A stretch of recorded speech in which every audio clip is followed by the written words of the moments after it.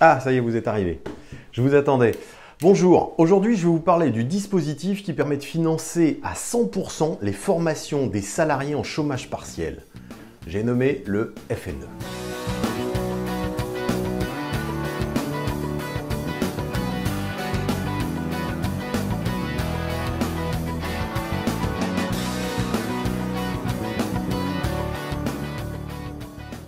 Le pneu comme sur la roue d'une bagnole. Non. Le FNE ou Fonds national de l'emploi, c'est un dispositif gouvernemental de soutien à la formation de tous les salariés du privé en activité partielle, à l'exception des apprentis des contrats pro. Tous les secteurs sont éligibles. Ça signifie que toute entreprise ou association touchée par les conséquences économiques du Covid-19 peut bénéficier de ce mécanisme. Il s'inscrit d'ailleurs dans le plan d'appui aux mutations économiques, l'AME. Ah, la meu, comme la vache alors. Non, toujours pas. Cette initiative concerne exclusivement la formation des salariés à distance. Ah oui, mais là, va falloir parler très fort. En fait, c'est très simple. On utilise des outils digitaux et les salariés se forment de chez eux. L'entreprise peut donc organiser des formations individuelles ou collectives à distance. Bien entendu, pour mettre en place les formations FNE, l'employeur devra obtenir un accord écrit de ses salariés. Ensuite, il y a deux cas de figure possibles. Le premier, c'est les formations individuelles où l'entreprise devra établir une convention avec l'État via la directe.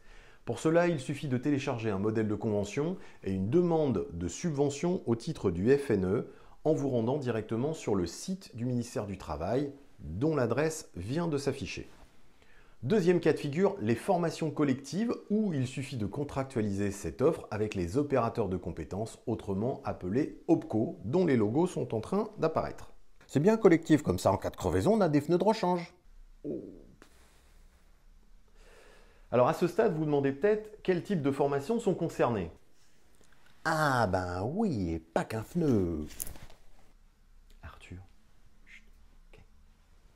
Alors j'ai une excellente nouvelle. Car cela concerne toutes les actions de formation certifiantes ou non certifiantes, les VEE et les bilans de compétences. Seules les formations obligatoires à la sécurité qui incombent d'habitude à l'employeur ne rentrent pas dans ce dispositif. Finalement, la seule exigence, c'est que la formation doit permettre aux salariés de développer ses compétences et de renforcer son employabilité, quel que soit le domaine concerné. D'ailleurs, ces formations réalisées à distance peuvent se dérouler soit dans le cadre du développement des compétences, soit dans le cadre de la mobilisation du CPF du salarié. Et quand on achète un pneu, on se fait financer à hauteur de combien? Enfin, une bonne remarque. 100% des coûts pédagogiques seront pris en charge par l'État. Ils seront financés jusqu'à 1 500 € avec un simple accord de la directe. Au-delà de 1 500 €, le dossier fera l'objet d'une instruction détaillée pour justifier le niveau du coût horaire. La directe, c'est direct. Tout ça pour ça. J'ai gardé le meilleur pour la fin, car la rémunération des salariés est couverte dans le cadre des modalités de l'activité partielle. Mais ce n'est pas tout, car afin de vous proposer un choix large et toujours qualitatif, plusieurs organismes de formation ont décidé de mutualiser leurs programmes.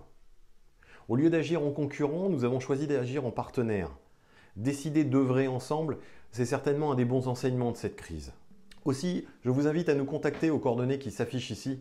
Vous verrez, nous nous sommes mis à 4 et en 4 pour vous satisfaire. Allumez le feu, allumez le feu, pour former les équipes de chez eux. Oh yeah! Je suis désolé, mais là, ça va pas être possible.